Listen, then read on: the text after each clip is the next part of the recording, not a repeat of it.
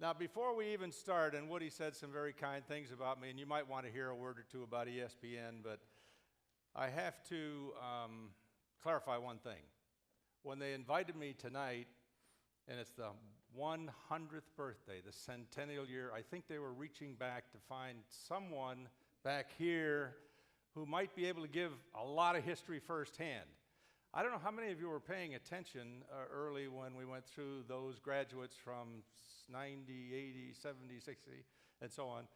Well, it seems that I think I only counted 4 people from the 40s.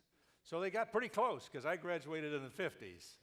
But there is a lot of history with the fraternity, with my life at DePaul that I would like to share with you that really contributed to what ESPN has become, well, at least what it was way back then. Wasn't that a great opening thing? It did not make any top 10 lists or anything of the kind from a musical point of view, but we thought it was pretty cool, especially that golf ball in the hole from Larry Rinker. You know, those kinds of things. Pretty slick editing in our day. Today it wouldn't be any problem at all. My granddaughter could probably do it, but that's the way it goes. But when I look back at my journey that leads me to stand here tonight, earlier today we heard from another DePaul alumnus, Bill Hayes, who graduated several years before I did, but we both shared really the same experience.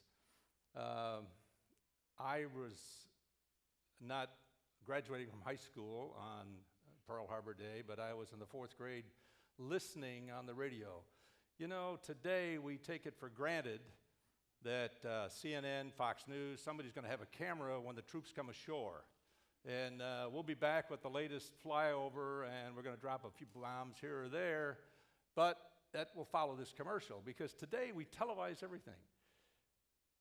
Pearl Harbor was obviously a seminal moment in the history of our country. And to look back and think about sitting and watching the radio. I said that right. Watching the radio. We didn't have television. We didn't have black and white pictures. We didn't have any of those things. We listened. And we were all wondering what would happen. And this great nation came together. And boy, did things happen. And after the war, things really began to happen. I happened to graduate in 1946 from 8th grade. Went on to high school. And while I was in high school, I was wondering what was going to happen. My father was the 11th of 11 children, and I was the oldest son, and not one had ever gone to college, and my father made a vow to me I would have an opportunity to go to college. Where and how we were going to make that happen, nobody had any idea. Well, along the way, I had the good fortune to be a reasonably decent student. As a matter of fact, as I was watching the videos through dinner, President Harry Truman, one of the brothers, I had the good fortune to go to his inauguration in 1949. We've already dated ourselves, so when I give you some of this history, you'll understand that was really, really special to a high school junior. The war had ended. This was the president who brought the war to an end. And there I was, and we were sitting up there as the guest of Senator Douglas from Illinois and watching the inauguration of the President of the United States. That's pretty special. In case you haven't done that one and you get an opportunity, you ought to really try to do that one.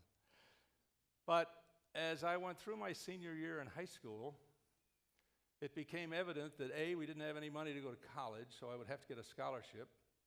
That was an interesting challenge. How was I going to do that? And then when I got there, what was going to happen?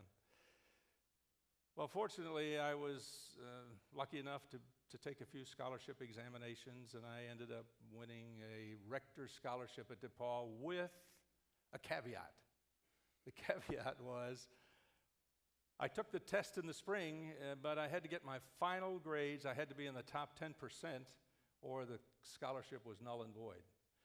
Well, through my life, as you have discovered probably, and you will as I talk to you this evening, there are a few things that have come pretty close that might or might not have worked. Somebody's been skeptical, this might happen or that might. Well, the scholarship story is I was 24th in a class of 246. One more, and I wouldn't have gone to DePaul. One more, one notch lower, and I would have lost that scholarship. And I would have missed the most tremendous opportunity of my life. That summer, we graduated, believe it or not, in those days, we graduated June 25th from high school. Between graduation and starting at DePaul in September, I had been invited to some just gatherings of Chicago area DePaul fraternity people. And one of them led me to Lambda Chi Alpha. And when I arrived in Greencastle, we did the usual. I must confess, I don't know how all of these things have changed over the years, but I'll tell you what, it was pretty dramatic at DePaul in 1950. We had 14 fraternities on campus. They all sent invitations, maybe, to you. You got 6 or 8 or 12 or 14, whatever it was. Everybody raced around and visited 7 houses one night, 7 houses the next night, 15 minutes each. Hello, how are you? Out the door. And then you got to pick 8. It was kind of like the NCAA playoffs. You went from 8 to 4 and down to 2, and then you said, I wonder if I'm going to guess right, because suppose I say A, and A says nay, and B is the one that said yay, and I said nay to them. Where am I going to go live? Well, anyway, long story short, into the Lambda Chi house I moved, and what a very, very fortunate set of circumstances that turned out to be. We had 21 pledges that year, and for 4 straight years, because of the way we were introduced to college life, our freshman class and sophomore and junior and senior was #1 academically on campus. I had a tough fraternity father, and I'll give you an example of how tough it was. Some of you have heard this earlier today. Just before Thanksgiving, my freshman year, the fraternity house caught fire. Now, those of you who are familiar with the campus in Greencastle know that it was kind of a long, skinny building with 2 little wings out that just had 1 room out over a patio. And we were required to be in our room studying from 7 to 10 every single night, Monday through Thursday.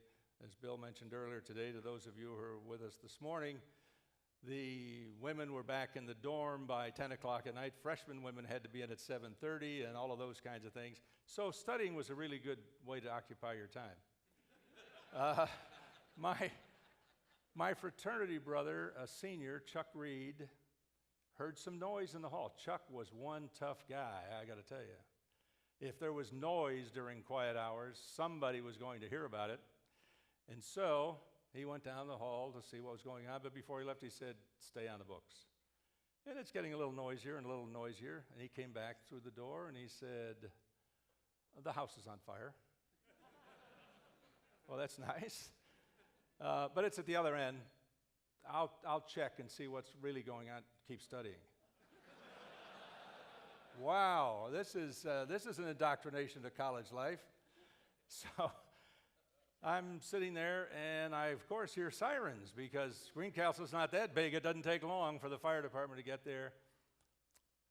Chuck doesn't come back, so I'm sitting there. I'm not studying anymore, I must confess. I wasn't studying at that point. I'm trying to figure out how I'm going to get out of here. I'm on the 2nd floor. Now the fire truck pulls up in front of the house, and Chuck hadn't come back yet. And about the time they start unloading the hose and going to the fire hydrant, and this is kind of an intriguing exercise that I'm watching. Chuck comes in and he said, I think we're going to have to leave the house. Well, wow, what a revelation that was. So, you know, we've got books and clothes and things. Now, what do they tell you in the airlines or in a fire or anything? Leave everything behind and get out. Not Chuck. Chuck said, here's what we're going to do. I'm going to go downstairs. You stand up here. Notice he was outside the house at this point. Take every drawer out of the dresser. I'll catch it down here, and we'll stack it up off in the yard. And then we'll take our books and drop them down. This was the most organized man I have ever seen in the midst of a fire. Well, it was great.